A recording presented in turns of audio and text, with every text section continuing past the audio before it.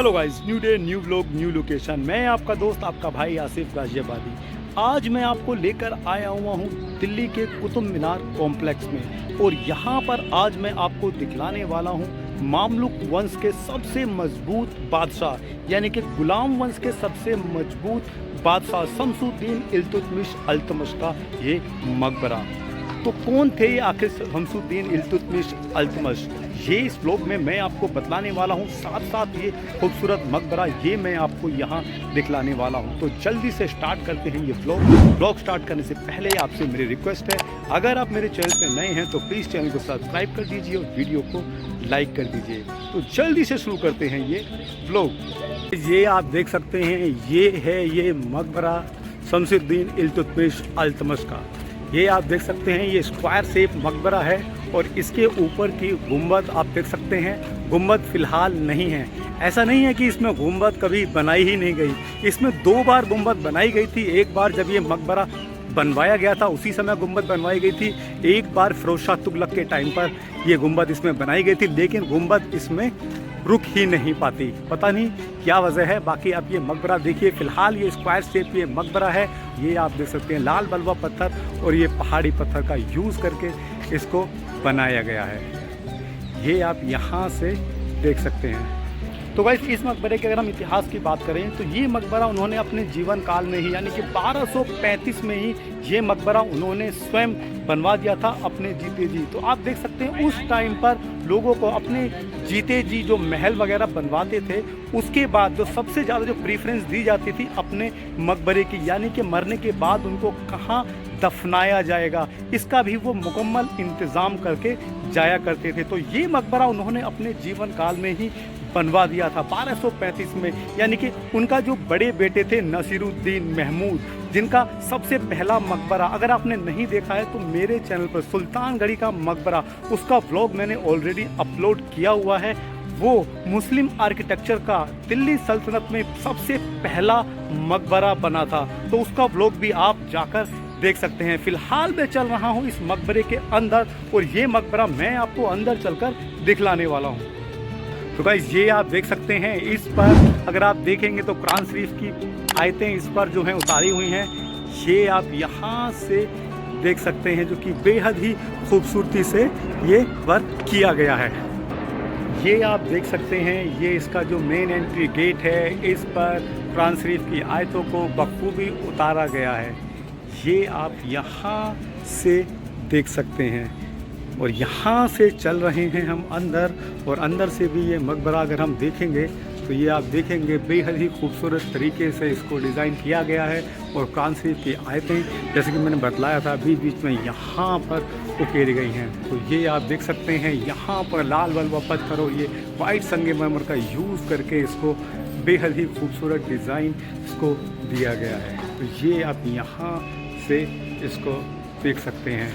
बाकी ये मकबरा अगर आप देखेंगे तो ये आप देखेंगे लाल बलुआ पत्थर का यूज़ करके इसको बनाया गया है। और ऊपर की तरफ आप देखेंगे, जैसा कि मैंने बतलाया था कि इस मकबरे में गुंबद नहीं है। 2 बार गुंबद इसमें बनाई गई थी और गुंबद इसमें दोनों बार ही गुंबद इसमें टूट चुकी है। और यहाँ आप देखेंगे तो ये है ये शमसुद्दीन इल्तुतमिश का ये मकबरा, जो कि वाइट संगमरमर से इसको बनाया गया है। ये मैं आपको दिखला देता हूँ। यहाँ भी अगर आप देखेंगे तो यहाँ पर भी जो है कुरान शरीफ की आयतें उकेरी हुई हैं। ये आप यहाँ से देख सकते हैं, ये आप देख लीजिए यहाँ से। तो ये आप देख सकते हैं, ये मकबरा बेसिकली ये जो मकबरा है ये आर्टिफिशियल कब्र बनाई गई है। बाद में बेसिकली जो कब्र होती है वो ज़मीन से जुड़ी हुई होती है, जो कि नीचे की तरफ इसमें बेसमेंट में बनाई गई है। तो ये भी मैं आपको यहाँ दिखला देता हूँ।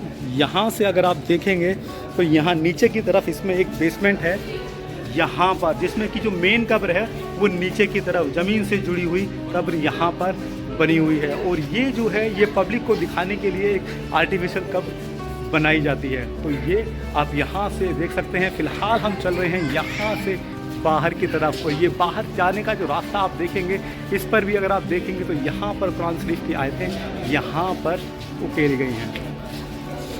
तो यहाँ से मैं चल रहा हूँ बाहर की तरफ, और बाहर ये आप देखेंगे, मैं आपको दिखा देता हूँ जो बेसमेंट में जाने का जो रास्ता बनाया गया था, लेकिन आम पब्लिक के लिए वो अलाउ नहीं है, वो मैं आपको दिखला देता हूँ। तो गाइस ये आप देख सकते हैं, ये है वो मेन रास्ता जो कि बेसमेंट में जाने के लिए यूज़ होता था।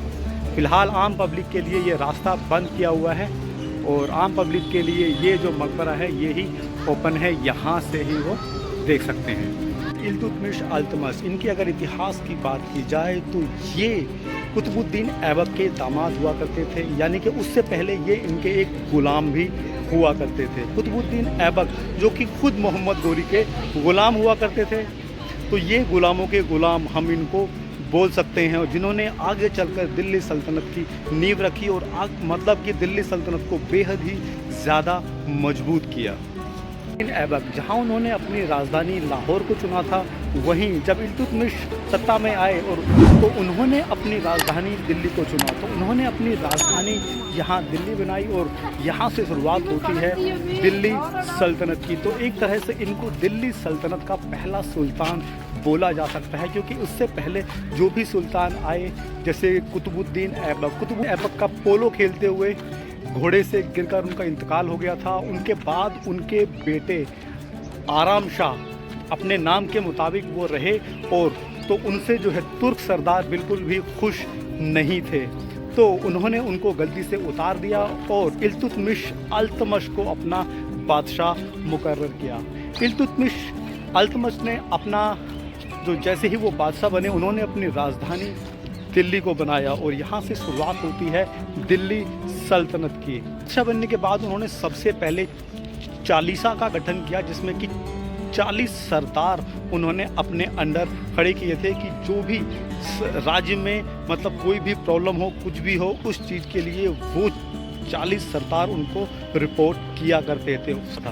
सबसे पहला जो उन्होंने काम किया था, इसी चालीसा का गठन किया था। उनके सामने एक और सबसे बड़ी दिक्कत थी, वो थी सामंतवाद जो कि उस समय पर बहुत तगड़े चरम पर फैला हुआ था। उसको ख़त्म करने के लिए उन्होंने एक एक गवर्नर हर जगह पर मुकर्रर कर दिया। जैसे आज की डेट में अगर किसी स्टेट की बात करें तो एक सीएम होता है और एक वहाँ पर गवर्नर होता है, तो इसी तरह से एक गवर्नर वहाँ पर हर एक स्टेट में लगा दिया कि जो भी वहाँ का जो भी सामंती होगा, जो भी वहाँ से वो टैक्स वसूल करेगा, उसके ऊपर से वो टैक्स जो गवर्नर होगा वो वसूल करेगा और वो बादशाह तक उस टैक्स को पहुँचाएगा।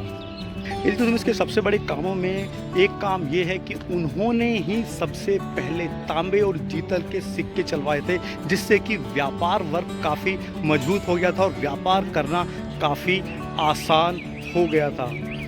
दूसरा उनके सामने सबसे बड़ी समस्या थी मंगोल, जो कि 1210 में एक बहुत बड़ी शक्ति उभर कर आ रहे थे और बार बार अलग अलग जगहों पर हमले कर रहे थे, तो उन्होंने उन मंगोलों के हमले को भी रोक दिया था। खान ने जब जलालुद्दीन मनगबरानी के राज्य पर हमला किया, तो वो भागता हुआ इल्तुतमिश के दरबार में आया और उसने उनसे शरण मांगी।